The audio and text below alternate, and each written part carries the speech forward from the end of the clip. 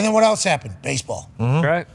On what channel? Who knows? All of them. Why? Because the Padres were hosting the game. We don't know who their TV deal is with, so there's a chance we get sued by whoever we're showing this footage from. But baseball was awesome last night, and I don't think enough people knew it. Let's fast forward to the 6th inning, shall we? It's 8-0. Chicago Cubs are up over San Diego in San Diego. 8-0 in the 6th. This game's over. Everybody in that crowd, which is still packed out in San Diego, said, this game stinks. We suck. Let's get hammered. Then all of a sudden, a 2-run shot in the bottom of the 6th on a full count. Oh my God, it's 8-2. We're only down 6 all of a sudden. We don't even need an extra point. Now, in baseball, we understand 6 runs from the 6th inning on is damn near impossible. You might as well find a double Rubik's Cube that's glued together that you can't spin and figure out. That's baseball. But wait a minute.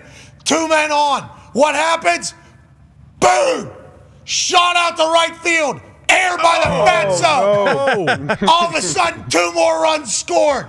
8-5. Still in the 6th. Yep. We are still in the 6th inning. The people at San Diego, we're supposed to be drunk during a blowout. All of a sudden, we're making a little bit of a run. We've been watching for 3 hours. Nothing happened. All of a sudden, 8-4. Then what? Campusano. Good piece of hitting. Yep. Wow. Sacrifice. Now we got him home. Now we got 8-5. Yeah. Okay, 8-5. We're still in the 6th. Oh my God, it's a 3-run game. 1 person on. Gone! Gone! Gone! Slam Diego. 8-7. 7 runs in the 6th. This is why you've been here for 6 hours for the home team to do something in the bottom of the 6th. I couldn't even imagine what that dugout felt like. Holy shit. This is what baseball's allowed to be? I had no idea we're allowed to score. Then let's go into the 8th inning. Fernando Tatis wearing 2 different shoes. 1 man on. Gone! 9-8. The Slam Diego Padres. There's another angle of a bat flip. Boom. That had to feel so good. See ya. How you doing? This Cubs team sucks. I have no idea how we let them get 8 runs ahead of us. But nonetheless, 9-8. San Diego goes on to win at home, beating the sorry-ass Chicago Cubs on a Monday night electric affair in San Diego. Now, joining us is a man who is going to tell us if that is something we should act as if it's an anomaly. We had no idea that baseball could do that. We didn't know that it could be that awesome, especially on a Monday with so many other things going on. Ladies and gentlemen, the mayor, 3-time All-Star, Sean Casey. Yay! Pat, you need to start doing games, bro. That was an incredible highlight you put together right there, brother. I'm fresh. And I think for the greatest game out there. Okay. I know you don't feel that way, but I do. Well, that's why we have you on. Okay, that's why we have you on. Bring the juice. Let us know why we're wrong. I'm fresh out of Mania, too, so like, it is. We are still kind of locked in on the entire thing. But after I watched that, because we were keeping up with the game last night as we're flying. So I'm watching, like, the national championship game as it's recorded, and then Gumpy's like, Padres back in it, pal. And I'm like, okay, I didn't know. Well, baseball's happening, of course. Down 8-0, then they come back. That never happens, right? What we saw last night is an anomaly, a unicorn, a rare affair. And how does San Diego not do that in the first inning? Like, why do some teams, it waits until the bottom of the 6th to put up 7 runs? How does it happen? Why does it happen? And how has the season kind of started, Sean?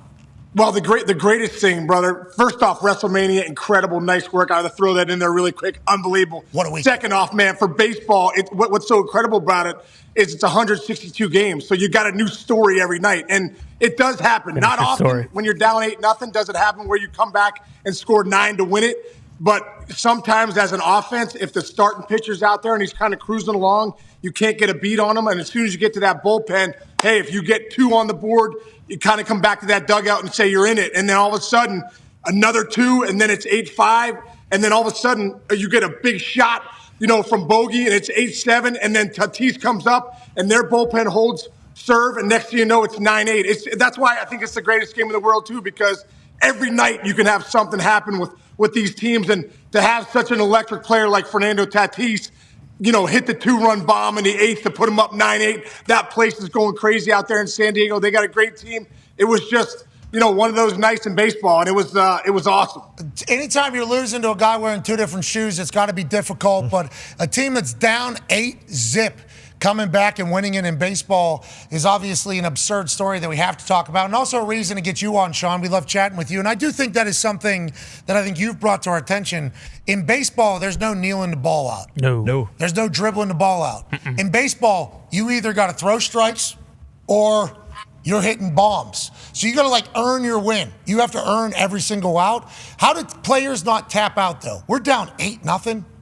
Is that just in their head, all right, for stats, got to get at least one on here? Is that the mindset in the middle of those games? Or is there an actual belief that when you're down 8-0 that a team can do what they did in the 6th? How is that normally looked at in a 162-game season?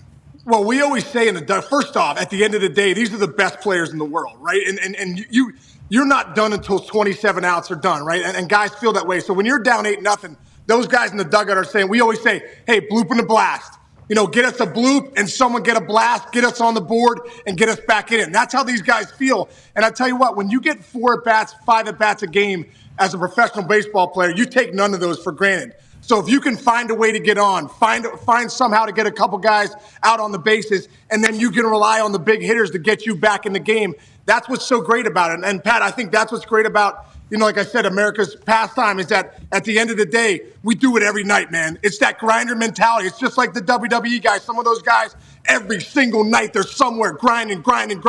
That's how baseball is, bro. We play 30 games of spring training, 162 during the year. We have that grinder mentality. So every night, nobody takes the game for granted, and they play out. Every one of those outs is so important. Hey, speaking of WWE, how about John Cena putting you to bed? Yeah. Anyways,